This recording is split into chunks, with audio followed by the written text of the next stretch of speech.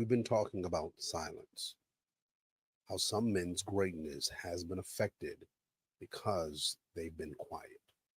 We've also talked about where this all started. We've talked about where the wounds are. We've even been able to see God as being Jehovah Rapha, the God that heals. But here's the question: if God heals, then why am I still feeling this pain? If God heals, why am I still responding in the way that I've been responding? Why, when this situation happens, I tense and feel and get angry or frustrated the same way I've been getting frustrated?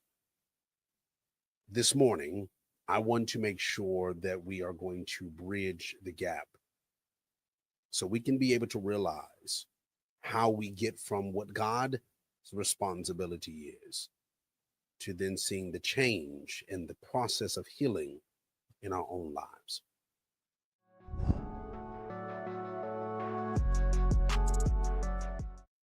In our last episodes, we exposed the wound. We exposed where this all started. We exposed the mindset of when this system has began. We talked about and dealt with that part. But today, what I want to be able to really lean into is the mechanism. The system has now been created a certain type of way, but there's a mechanism. There is some behind the scene things that are working that have been making sure, in a sense, that this concept, this hurt, this pain, this thought process is staying the same. I believe that when we're talking about this context of healing, God being Jehovah Rapha, the God that heals, I think one of the things that we have to be able to realize is that God does heal us, not just physically, but God heals us in here, in our mindset. And so there are certain things that God has designed our body to be able to have. And one of the things that he designed us to have is this thing called a threat detector. Now, I know you might not have ever heard of that concept or thought process before. I know for me, this dive in probably is a little bit new, but it's something that I believe is vitally important for us to be able to see, recognize. The threat detector basically says to us, when we are in a situation, when we are in a certain environment, that it allows us to know that you are in a place that is unsafe. Now, normally this is good. For example, if we are in, a space where danger is, right? We need to be able to have this threat detector be able to tell us, hey, listen, you're in a dangerous spot. You need to be in alert, high alert. You need to move around. But what now I want to really look at is this concept of not this portion of how it's designed, how God designed us to be able to recognize internally, our mind to recognize when a natural danger is around us. But what I want to be able to look at is that one of the things that this threat detector has done, based upon some past experiences, some past hurts, this threat detector has now been in a place for us where it has put us in a position that has made us be silent. It has told us somewhere in our story, something has happened that has trained this threat detector that when I spoke at one point, I wasn't heard. When I opened up, I was rejected. When you tried to go after doing something, you were criticized. You trusted something or someone and you were betrayed. Now, this threat detector says every time something happens that reminds you or is similar to or triggers you, your threat detector says being quiet is the safest thing. Because remember, the threat detector's responsibility is to make sure that you as the individual are safe. That's his whole job. God designed it to make sure that if we're in a certain environment, that the threat detector says, listen, this moment, this environment, this situation is not safe. And so when it comes to our emotional place, there are sometimes, because of past experiences, because of moments of when things did not go right, you got hurt, you got betrayed, you were disrespected, you were talked low on, you were made to feel a certain type of way. And because of that mindset, we talked about this when it comes in reference to the wounds, when we come in reference to how this all began, right? We talked about this, but then we talked about also this thing of God being the one that heals. And in the process of us healing, we have to recognize that the reason why we are still responding is not because God is not a healer. The reason why we are still acting the way that we're acting, responding the way that we're responding, is because we have not recognized or seen or understood that in this place emotionally, you are not safe. You have trained yourself to believe that this is not safe. The only responsibility, or God's responsibility, God has a responsibility in this role. So do we.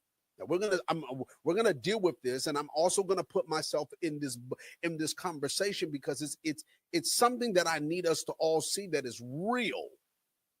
Here's the thing. God is as Jehovah Rapha.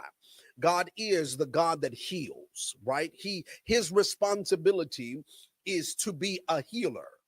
But just like, for example, someone that for example, they go to the doctor because they broke a leg. They After they break their leg, just say for example they broke, something happened and both of their legs are now broken. When they go to the doctor does their job, their portion of the responsibility. That is to make sure that the leg is aligned. That's to make sure that the leg is probably in a cast. That is to give you the specific instructions on how to be able to take care of it, how long it probably is going to take for this process of you being able to get your legs fully healed and strong enough for you to be able to walk on it at a point of time. The doctor gives you all of these instructions. The doctor's responsibility in this process is to make sure that your legs are going to heal correctly. But then there is another person's responsibility, which is ours. And our responsibility is to make sure that we are following the instructions, that we are not putting too much weight on certain things ahead of its time. But then there's also a time of where when the bones in our legs have healed, and now it's time to be able to start putting weight on it, where we have to rebuild the strength in our legs again. We have to take a time to walk through the process. That means you got to exercise on that leg again. That means you got to start lifting that leg again. What are you doing? You are retraining your legs to do something that it once did before, but now it's doing it after the pain, after the hurt. Is God still Jehovah Rapha? Yes, he is still the God that heals.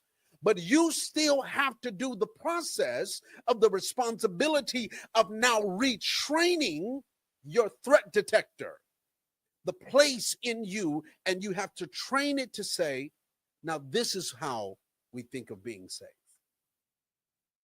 I am, in situations in reference to, we can talk about relationship, past experiences, different things, right? I have had situations where I wanted to speak up.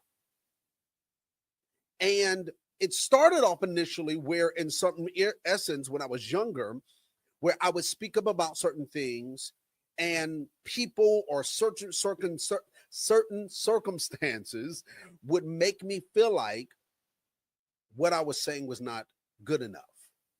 Or because I was, this concept of, might be the concept of you being too young and you need to keep your mouth shut, or, And then it went from that to then getting into certain relationships, and in those relationships making what I'm saying feel like it's inadequate. It's not good enough. Just like I just shared a few minutes ago, where you have a situation where you spoke up and you wasn't heard, or you opened up about something and you was rejected. I've had these moments. This is the statements and the things that I'm talking about are from places that I've dealt with, where you tried something, you tried something and was criticized.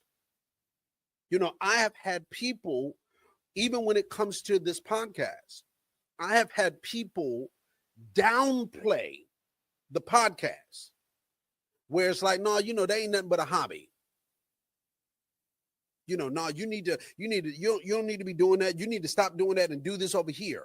They downplayed the podcast when this is something that I believed God told me to do, and I stepped out in it and felt like what I was doing is, and what I am doing is something that I'm passionate about. But it was downplayed. It was criticized. It was talked low on. And it was moments in those where I wanted to keep quiet. There were some things that I didn't even want to talk about, because I felt like if I communicated it, not only would people not listen to me, or, maybe they would say something about it. Maybe this person would do this. I've been disrespected. I've been abandoned. I've been rejected. So in these moments where we have situations that start to remind us, you get into, a new environment. I remember, for example, my job that I'm in currently, and I work currently. I had some certain experiences at a previous job that I had. And when I came into this environment, because of some of the wounds and the scars, not per se just at that other establishment, but that has added on to certain things that I have experienced in my past.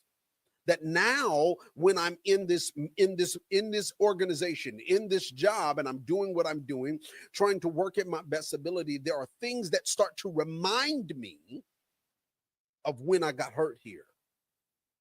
So then this happens, and I do what my threat detector tells me. This is unsafe. So now you probably need to pull back. Maybe you don't talk as much. Maybe you use this conversation of, I'm just here for the job. I'm just trying to do my best. So I need to focus on my work. I don't need to be building no relationships. Maybe these different things now are coming out. Why? Not because of, really, it's nothing to do with per se the environment. It has everything to do with internally. There is a place within me that is unhealed, and this place within me is telling me that this place, this moment, this situation is unsafe. I built relationships with people, and then that person, those scenarios, then back, stab me in the back. And now it's like, okay, who do I trust?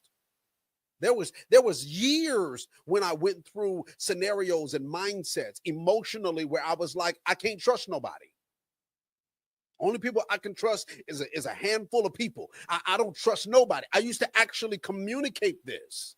Why? Because I've had experiences where my safety was in danger emotionally.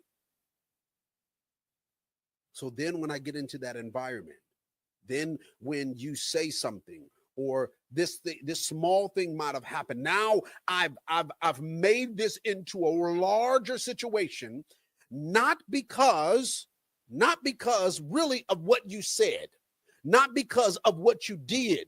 It's because internally inside of me, there is an unhealed area that I am not safe in. So this is what I want to do this morning. I don't want to be able to just say all of these pieces of things, right, and give you these detailed stories and don't give you some ways that we can walk out of this. Because what we're talking about this morning is we are literally retraining. Hear what I'm saying? We are retraining our threat detector. We are retraining our mindset when it comes to what is safe emotionally. And then also, we're retraining how I respond to areas, places, people, situations that my threat detector says is unsafe. Because here's the reality: there are certain people that are unsafe, there are certain relationships that are unsafe, there are certain environments that are unsafe. We all know this. But the context is how we respond in those areas is what's vitally important. So here's the thing that I want us to be able to start dealing with. When we talk about in reference to how God heals, I need us to understand that God does not only heal spiritually. We talked about this last week or last episode when we talked about Jehovah Rapha. Jehovah Rapha was communicated in the book of Exodus. And in the moment, he was not just talking about physically that he is a God that heals, but he was also saying emotionally, I am a God that heals. So, but he does not only just heal spiritually, he does not only just heal physically, he does not only just heal emotionally, but God heals completely. That's from your mindset all the way down, from your body all the way. Every time that we see God healing in scripture, it's not just your physical. It's the mindset that you need. It's the emotional state that's there. Matter of fact, there are scriptures that say this context that he said that you are whole, not just healed. I have made you whole. Your faith has made you whole. Because why? When God heals, he understands that it's not just let me heal the body. There is emotional attachments that comes with every ailment that you have. So I have to heal you completely. So here's the thing, because I think that this is important, that just because we are saved doesn't mean that you are not still functioning with a nervous system that is still wired for survival. Do you understand that we can be saved and still be emotionally surviving? And I'm not talking about financial. You understand? I just said emotionally. Your nervous system is always on high alert. I know, like, for example, I'm gonna just use this and I'm gonna keep going. But like, for example, things are going good, relationship going good, job is going good, situations is going good. Your nervous system is on survival. So you are waiting for the moment when all of it goes bad. You can hardly enjoy it going good because you're waiting, because your nervous system is always on survival. So you're waiting for it to fail. Now, really, reality is, if somebody asks you, you don't want it to fail. You want the relationship to go good. You want the job to go good. You want all of these things to go good, but you are on your nervous system is on survival mode. So you're always waiting for the shoe to drop. You're waiting for something to happen that will change this dynamic because you're so used to emotionally surviving. You're so used to somebody disrespecting you. You're so used to somebody making you feel like you're not good enough. So then when something comes along, a relationship, a job, a moment, some friends, some things, whatever that is, now comes along in your journey, you're waiting in anticipation for when you're going to betray me, for when you're going to disrespect me. Because you saved, you pray a lot, but you're on emotionally, your nervous system is on survival mode. So here's what I want us to start looking at. I want us to start looking and noticing the triggers. When this person says something to you, it might be the tone of their voice. It might be actually what they said. It might be you read into their body language. It might be you read into the environment. It might be when they said it, who was around. It might be a combination of things, right? But this is what I want you to do. When that trigger, notice the trigger. When that thing happens, notice it.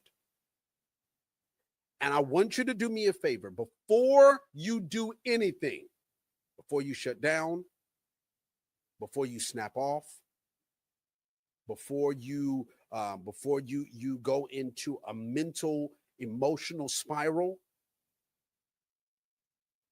I want you to be still. I want you to start training yourself to regulate before you respond. I want you to, and this is what I mean by regulate before you respond. I want you to literally sit in the moment. It don't have to be a long sit. We ain't talking about just, you sitting there just puzzled and looking crazy. No, I'm not talking about that. The moment happened. Chill. Ask yourself, is the response that I'm about to give appropriate for the situation?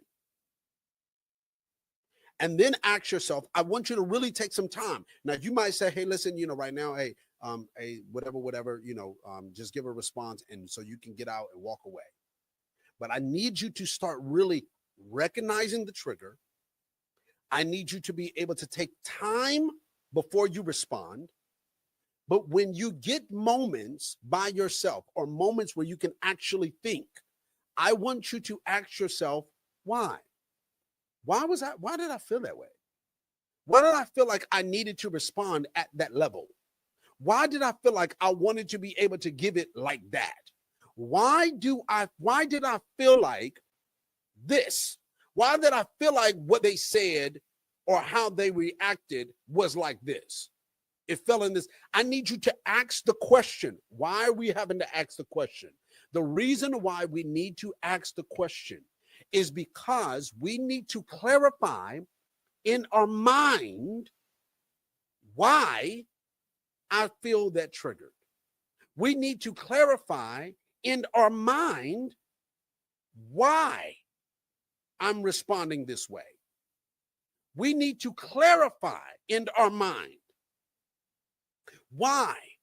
Why do I feel like I need to be able to shut down now?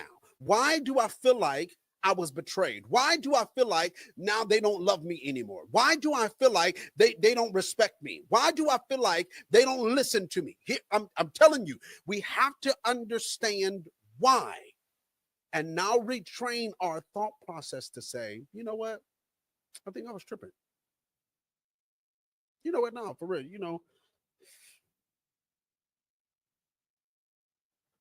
I think I might have been tripping right there. No, what they said was probably accurate. What they probably did was probably whatever, right? But how I was responding, how I emotionally went into my hole. Okay, because y'all looking at me like I'm strange. So let's go ahead. Let's go ahead and make this real clear. I am a natural introvert. So, which is very strange, I believe, of how God did this with me. I'm a natural introvert, but God has always put me in a place where I end up being a leader in something, right? But because of some of these unhealed places that I have had over the years, there has been moments of time where I'm sharing something. And when I'm sharing this thought, when I'm sharing this concept, when I'm sharing whatever, if I can have, just say, for example, I can have 10 people in this space. And in the 10 people in this space, let's just say 2 people out of the 10 are not paying me any mind. 2 people are ignoring me altogether. Visually, it seems this way. Their body behavior seems this way. Their the way that they are responding to certain things seem this way, that they are not paying me any mind at all. Emotionally, I would finish the conversation, whatever I have to do. And when I get in my car by myself, I have had moments of where I would say, see, I ain't even, I knew don't nobody want to hear what I got to say.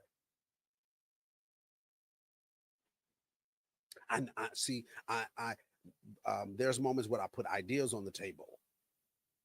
And when I put an idea on the table, I felt like they ignored the whole idea. I thought it was a great idea. I put some time and effort in planning and putting it together, asked myself all of these variety of questions, and now I put it on the table, and the first thing that they do is go past it. See, I knew I wasn't good enough. There's been times where, I took the time and developed some things and all of that, and now someone asks a question or makes it in my mind, they make it seem like what I've provided or what I've given is not good enough. Then I go into this mindset, I'm not good enough. See, I knew I shouldn't have said it. See, they ain't gonna do it. See, people gonna feel like, and they don't blah blah blah. And I go through this whole thing in my mind, and I'm running through this thought in my mind over and over again. So now, because I want to walk healed, I want to walk fully in my greatness, and I realize that not being able to function at the highest capacity, not being able to really deal with this, if I don't deal with this, it affects me walking fully in my greatness. I'm calling now for God to be able to be Jehovah Rapha, the God that heals. And now God is saying, here's the therapy. We got to retrain your brain.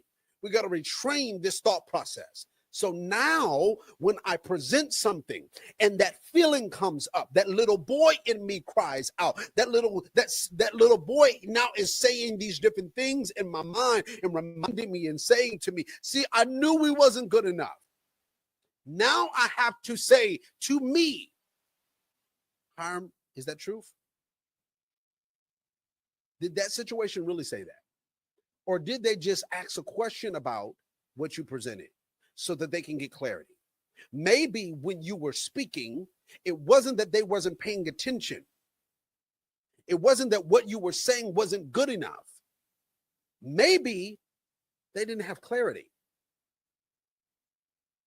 Maybe it had nothing to do with if you're strong enough.